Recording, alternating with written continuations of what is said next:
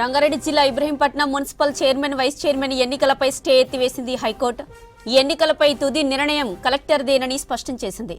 19వ ward councillor యాదగిరిని ఇవాళ హైకోర్టులో హాజరుపరిచారు పోలీసులు. బీఆర్ఎస్ మాజీ ఎమ్మెల్యే మంచిరెడ్డి కిషన్ రెడ్డి ఆయన కుమారుడు తనను బలవంతంగా చీరాల తీసుకెళ్లారని కోర్టులో చెప్పారు. కౌన్సిలర్ యాదగిరి బౌన్సర్ల పర్యవేక్షణలో తనను ఉంచారని వాంగ్మూలం ఇచ్చారు. బీఆర్ఎస్ తరపున బీసీ అభ్యర్థిగా చైర్మన్ రేసులో ఉన్నానని కోర్టుకు వివరించారు యాదగిరి. మరోవైపు తనకు ప్రాణహాని ఉందని భద్రత కల్పించాలని కోర్టు కోరారు యాదగిరి. తన ఫోన్ కూడా ప్రశాంత్ రెడ్డి దగ్గర ఉందని చెప్పారు. అయితే చైర్మన్ ఎన్నిక విషయంలోనే యాదగిరి మాట మారుస్తున్నారని కోర్టుకు తెలిపారు మాజీ ఎమ్మెల్యే కిషన్ రెడ్డి తరపు న్యాయవాది. బీఆర్ఎస్ నుంచి చైర్మన్ అభ్యర్థిగా వేరే వ్యక్తి పేరు ప్రతిపాదించిన తర్వాతనే యాదగిరి మాట మారుస్తున్నారని కోర్టుకు తెలిపారు మంచిరెడ్డి తరపు లాయర్. ఇక బీఆర్ఎస్ తరపున చైర్మన్ అభ్యర్థికి ఇప్పటికే 15 మంది అభ్యర్థుల మద్దతు ఉందని వివరించారు. రైట్, ఇక ఇదే విషయానికి సంబంధించిన మరిన్ని డీటెయిల్స్ మనకి అనిల్ లైవ్ లో అందిస్తారు. అనిల్, చెప్పండి, డీటెయిల్స్ ఏంటి? జ్యోతి, ఇబ్రహీంపట్నం 19వ వార్డు ఇబ్రహీంపట్నం మున్సిపల్ 19వ వార్డు కౌన్సిలర్ ఆకల యాదగిరికి సంబంధించి అతను కిడ్నాప్ అయ్యాడంటూ, అతను కనిపించడం లేదంటూ కూడా తన కుమారుడు నిన్న ఏబిఎస్ కార్పస్ పిటిషన్ దాఖలు చేశారు కోర్టులో. సో దానికి సంబంధించి కూడా కోర్టు నిన్న జరిగేటువంటి చైర్మన్ వైస్ చైర్మన్ పైన స్టే విధించింది నిన్న. సో ఎవరైతే ఆకల యాదగిరి కుమారుడు ఇచ్చినటువంటి పిటిషన్ని సో ఈరోజు ఖచ్చితంగా ఉదయం 10:30 గంటల ప్రాంతంలో హైకోర్టుకు అతన్ని ప్రొడ్యూస్ చేయాలంటూ కూడా పోలీసులకు ఆదేశించడం జరిగింది. సో దీంతో ఈరోజు ఆకుల యాదగిరిని పోలీసులు హైకోర్టులో ప్రొడ్యూస్ చేయడం జరిగింది. ఆకుల యాదగిరి స్పష్టంగా కోర్టుకు తెలియజేశారు. ఏం తెలియజేశారంటే, ఇబ్రహీంపట్నం చెందినటువంటి బీఆర్ఎస్ నాయకుడు మంచిరెడ్డి కిషన్ రెడ్డి ఆయన కుమారుడు నన్ను బలవంతంగా ఆంధ్రప్రదేశ్ రాష్ట్రంలోని చీరాలకు తీసుకెళ్లారు. అక్కడ బౌన్సర్ల పర్యవేక్షణలో నన్ను ఉంచారు. నాకు ఫోన్ ఇవ్వలేదు, నా ఫోన్ లాక్కున్నారు, నాకు అనారోగ్య సమస్యలు ఉన్నాయి, నేను ట్యాబ్లెట్స్ వేసుకుందామన్నా కూడా సమయం ఇవ్వలేదు, మా ఫ్యామిలీ మెంబర్స్ను కలవలివ్వలేదు అంటూ కూడా ఇవన్నీ కూడా కోర్టుకు తెలియజేయడం జరిగింది. సో ఇవన్నీ ఉన్నటువంటి కోర్టు కూడా ఏకీభవించడం జరిగింది. అయితే తను బీసీ అభ్యర్థిగా బీఆర్ఎస్ చైర్మన్ రేస్లో అంటే మున్సిపల్కి చైర్మన్ రేస్లో ఉన్నానని కూడా కోర్టుకు తెలియజేయడం జరిగింది. తర్వాత నేను చైర్మన్ ఉన్నటువంటి రేసు తెలియజేయగానే ఇట్లాంటి నన్ను తీసుకెళ్ళి అక్కడ పెట్టడం జరిగింది. ఒక రూమ్లో పెట్టారు, ఒక రిసార్ట్లో పెట్టారు.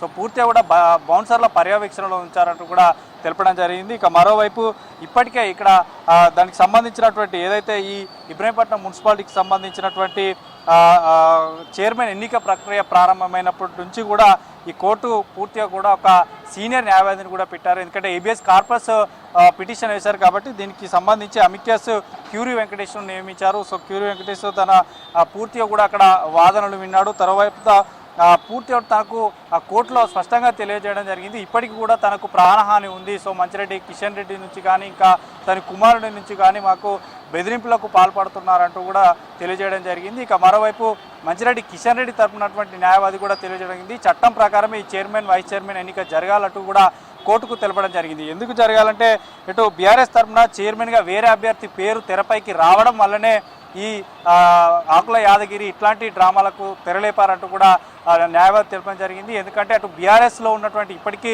13 మంది బీఆర్ఎస్ అభ్యర్థులు ఏవైతే గెలిచారో సో వారందరూ కూడా ఒక వేరే అభ్యర్థిని ముందుగానే నిర్ణయించుకున్నారు. ఆ విషయం మంచిరెడ్డి కిషన్ రెడ్డికి కూడా తెలుసని న్యాయవాది తెలిపారు. సో వేరే పేరును చైర్మన్గా తెరపైకి రావడం వల్లనే ఆకుల యాదగిరి ఇలా చేశాడంటూ తెలపడం జరిగింది. ఇక మరోవైపు బీఆర్ఎస్కు సంబంధించినటువంటి 15 మంది అభ్యర్థుల మద్దతు ఉందంటూ కూడా కిషన్ రెడ్డి న్యాయవాది కూడా తెలపడం జరిగింది. ఇక ఏబిఎస్ కార్పస్కు సంబంధించినటువంటి పిటిషన్ పైనే స్టే విధించింది.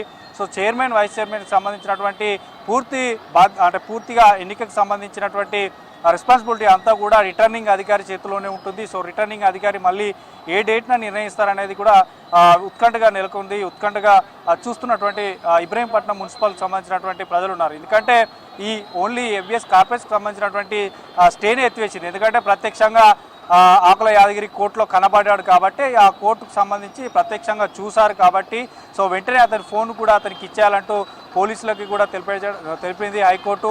సో వెంటనే అతనికి సంబంధించినటువంటి ఎట్లాంటి ఇబ్బందులు కూడా కలగకుండా చూసుకోవాలంటూ కూడా పోలీసులకు తెలియజేసింది. కాబట్టి ఏబిఎస్ కార్పస్ పిటిషన్ ఇందులో దాఖలైంది కాబట్టి సో దానిపైనే స్టే ఎత్తివేసింది. నిన్న స్టే విధించింది, ఈరోజు మాత్రం స్టే కాసేపు క్రితమే ఎత్తివేసింది. కాబట్టి మున్సిపాలిటీ ఏదైతే ఇబ్రహీంపట్నం మున్సిపాలిటీకి సంబంధించి ఎన్నిక లైన్ క్లియర్ అయినందనే చెప్పాలి. ఇక పూర్తి బాధ్యత మాత్రం పూర్తి ఎన్నిక నిర్వహణకు సంబంధించి మాత్రం రిటర్నింగ్ అధికారి చేతిలోనే ఉంటుంది. రిటర్నింగ్ అధికారి తీసుకున్నటువంటి నిర్ణయం పైన ఈ ఎన్నిక జరగనుంది. ఇక మరోవైపు ఇప్పటికే ఇబ్రహీంపట్నంకి సంబంధించి చూసాం, మనకి 13 బీఆర్ఎస్, తర్వాత మిగతా కాంగ్రెస్ 8, తర్వాత బీజేపీ 2, ఇండిపెండెంట్ 1 గెలిచి ఉన్నారు. కాబట్టి కౌన్సిలర్లకు సంబంధించి నిర్వహణ పైన కూడా ఎట్లాంటి నిర్ణయం తీసుకుంటున్నారో చూడాలి. మరోవైపు యాదగిరి కుమారుడు వేసినటువంటి ఏబిఎస్ కార్పస్ పిటిషన్ పైన కేవలం ఈరోజు స్టే ఎత్తివేసింది. లైన్ ఎన్నిక నిర్వహణకు సంబంధించి మాత్రం పూర్తి బాధ్యత రిటర్నింగ్ అధికారులు చెప్పడం జరిగింది.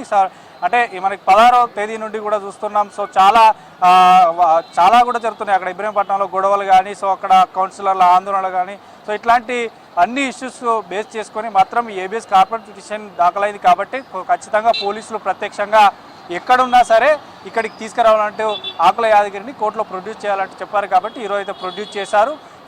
ఏదైతే ఈ ఏబిఎస్ కార్పొరేట్స్ వేసినటువంటి పిటిషన్ పైన మాత్రం స్టే ఎత్తివేసింది. ఇక ఇబ్రహీంపట్నం మున్సిపల్ సంబంధించినటువంటి చైర్మన్, వైస్ చైర్మన్ ఎన్నిక లైన్ క్లియర్ అయింది.